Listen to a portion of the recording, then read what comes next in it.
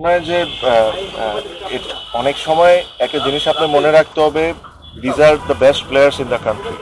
আর তারা এই ধরনের প্রিমিয়ার লিগের মতো টুর্নামেন্টে খেলবেন না, এটা এটা হতে পারে না।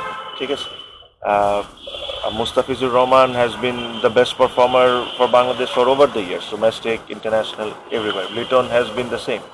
So আমার কাছে মনে হয় I had an opportunity. আমার কাছে ওই অপরচুনিটিটা ছিল। আই স্পোক টু মিজান ভাই as well.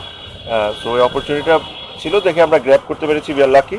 It's good for Gulshan যে ওর মতো প্লেয়ার একজন খেলবে, আর স্পেশালি যেখানে গুলশানে অনেক ইয়াং প্লেয়ার আছে, ওর গাইডেন্সে I am sure they going to learn a lot of things.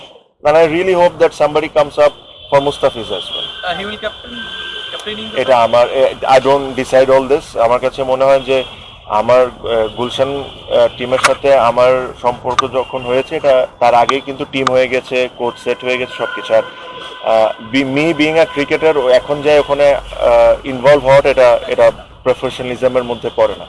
So যারা টিম করেছেন, যারা কোচ আছেন, তারা আমার চেয়ে ভালো বুঝেন দেখে করেছেন। So let them decide. একটা প্রশ্ন আছে।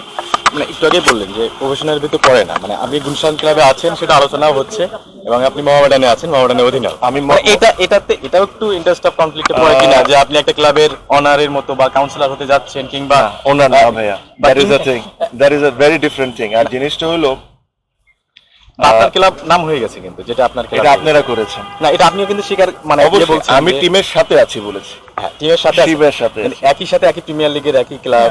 এটা হোয়াটস রং ইন ইট? যদি যখন আপনার সঙ্গে খেলা হবে গুলশানের, তখন কি একটু, এখন আমি যদি তাড়াতাড়ি আউট হয়ে যাই, তাহলে আপনারা বলবেন যে ইচ্ছা করে আউট হয়েছে। এটা বলেন। যদি আর যদি না, আই ডোন্ট থিঙ্ক ভাইয়া এখানে কোনো কনফ্লিক্ট অফ ইন্টারেস্টের কোনো কাহিনী আছে। বিকজ একটা জিনিস আপনার মনে রাখতে হবে ভাইয়া, যে এই টিমটাকে আমি ওন করি না, আমি টিমটাকে স্পন্সর এনে দিয়েছি বলতে পারো ম্যাক্সিমাম। ঠিক আছে, আমি টিমটাকে ওন করি না। সো এখানে আমি ব্যক্তিগতভাবে মনে করি না যে এটা এখানে কোনো কনফ্লিক্ট অফ ইন্টারেস্ট আছে। আর জিনিসটাকে সবসময় ক্রিটিক্যালভাবে না চিন্তা করে এভাবে করেও চিন্তা করেন যে এখন এই মুহূর্তে অনেক স্পন্সররা, যদি আমাদের মতো স্পন্সররা যদি টিমকে স্পন্সর না করে, তাহলে 15-20টা ক্রিকেটার টিম পাবে না। So think like this sometimes. আরেকটা জিনিস হলো, সবসময় নেগেটিভ জিনিস বের করার চেয়ে একটু পজিটিভ দিকটাও চিন্তা করেন। জিনিসটা হলো যে ধরেন আমি একটা টিমকে স্পন্সর না করতাম, বা আরেকটা কোম্পানি একটা টিমকে স্পন্সর না করতো, আজকে প্লেয়ারদের পেমেন্ট অর্ধেক হয়ে গেছে। আমরা যদি সামনে না আসে, আগে বলেন, আমার কথা আমি উদাহরণ দিচ্ছি, বা আমার সাথে যারা আছে ওনারা যদি না আসেন, তাহলে খেলাটা হবে না। So sometimes think about the cricket and the players, do not always find something very negative. DPL 2025-এর ট্রফি উন্মোচন অনুষ্ঠানে মোসাদ্দেক হোসেন সৈকত এসেছেন ট্রফি হাতে।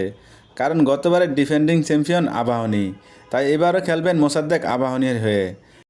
আবারও চ্যাম্পিয়ন হওয়ার লক্ষ্যে তারকার আশা দল গঠন করেছেন আবাহনী।